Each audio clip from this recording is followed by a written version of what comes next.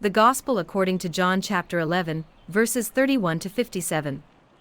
Then the Jews who were with her in the house, and comforting her, when they saw that Mary rose up quickly and went out, followed her, saying, She is going to the tomb to weep there. Then, when Mary came where Jesus was and saw him, she fell down at his feet, saying to him, Lord, if you had been here, my brother would not have died. Therefore when Jesus saw her weeping, and the Jews who came with her weeping, he groaned in the spirit, and was troubled. And he said, Where have you laid him? They said to him, Lord, come and see. Jesus wept. Then the Jews said, See how he loved him. And some of them said, Could not this man, who opened the eyes of the blind, also have kept this man from dying? Then Jesus, again groaning in himself, came to the tomb.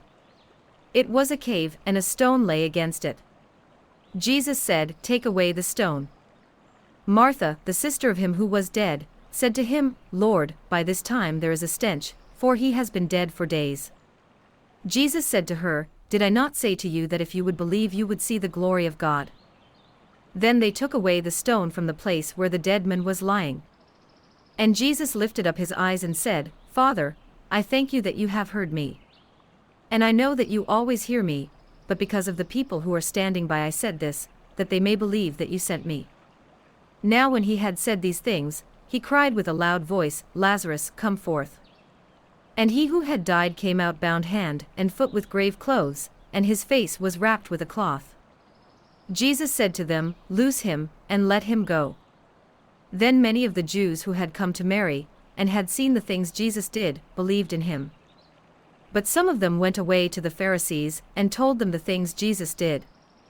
Then the chief priest and the Pharisees gathered a council and said, What shall we do? For this man works many signs.